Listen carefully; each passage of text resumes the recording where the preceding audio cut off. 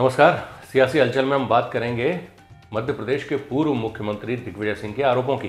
राज्यसभा सांसद और मध्य प्रदेश के पूर्व सीएम दिग्विजय सिंह ने केंद्र सरकार पर फिर बड़ा हमला बोला है। दिग्विजय सिंह ने ईवीएम में गड़बड़ी, कांग्रेस के खाते फ्रीज करने पर सवाल उठाए हैं।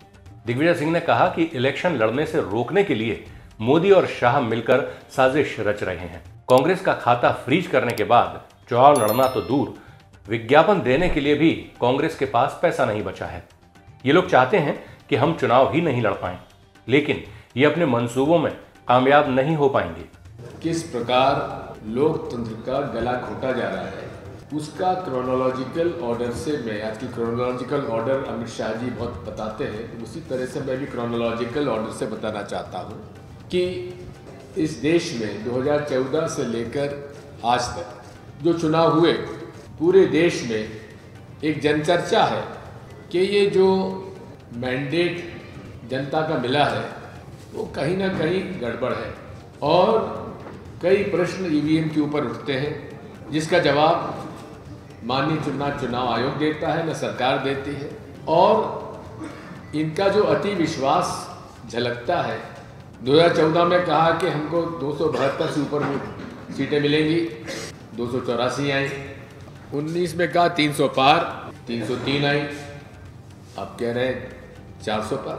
ये इस प्रकार का उदाहरण हमने को कहीं और देखने को नहीं मिलता। लेकिन हाँ, ये आत्मविश्वास जो झलक रहा है, ये शुद्ध रूप से कहीं ना कहीं हमें शक पैदा करता है। तो chronological order number 1 EVM. Bhajpa को 8,252 करोड़ रुपए मिले, 16,518 करोड़ कुल इलेक्ट्रल बॉन्ड्स के माध्यम से उन्हें 8,252 और कांग्रेस को 1,950 करोड़ मिले, और वो भी अब फ्रीज कर दिए गए। फ्रीज मतलब आप उससे एक पैसा भी पार्टी चुनाव में नहीं निकाल सकती। ये भी प्रकरण सामने आए हैं कि जिन कंपनियों के नाम आए हैं उनका क्रोनोलॉजिकल ऑर्डर देख लीजिए। ईडी, आईटी, सीबीआई रेड करती है, वो कंपनी अपने इलेक्टोरल बॉन्ड खरीदते हैं और उन पर ईडी, आईटी, सीबीआई का जो भी केस है वो साफ हो जाता है। और इन्होंने 3 तरह से ये चंदा उगाया। एक हफ्ता वसूली, एक्सटॉर्शन, तुम पर हमने रेड किया है, जेल जाओ या चंदा दो।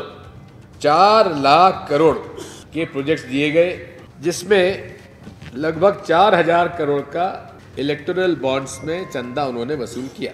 4 लाख करोड़ को 243 प्रोजेक्ट, और उसमें 37 बिजनेस हाउसेस के डोनेशंस के हिसाब से हम लोगों ने देखे, काफ़ी काम हुआ है। साथ में एक ये बड़े एक स्कैंडलस है, दुख की बात है कि 7 फार्मास्यूटिकल कंपनीज जिन पर की इन्वेस्टिगेशन चला था नकली दवाइयों का, cough syrup, blood pressure medicine, कोविड-19 ट्रीटमेंट, रेमडेसिविर इंजेक्शंस, उन सारी इन्वेस्टिगेशन के कंपनी से इन्होंने चंदा लिया। जो फ्रोजन हमारे अकाउंट है, जबरदस्ती 115 करोड़ रुपए बैंक मैनेजर से दबाव डालकर वो सरकार के खाते में जमा करा देते हैं। ये है किस प्रकार माननीय नरेंद्र मोदी जी और शहंशाह और शाह मिलकर इस मदर ऑफ डेमोक्रेसी का गला घोंट रहे हैं। कई लोग तुलना करते हैं इमरजेंसी 70s की और अब की। वो इमरजेंसी लागू की गई थी अंडर द एक्ट, मतलब एक कानून के अंतर्गत की गई। ये इमरजेंसी तो अनकॉन्स्टिट्यूशनल इमरजेंसी है, जिसके माध्यम से ईडी, आईटी, सीबीआई को कहो कि तुम फलां आदमी के पास जाके गला घोटो, पकड़ो और उसके बाद वो वसूली करो। तो इसलिए उसमें इनके दूसरों का मुकाबला नहीं किया जा सकता। सियासी हलचल में फिलहाल इतना ही। नमस्कार।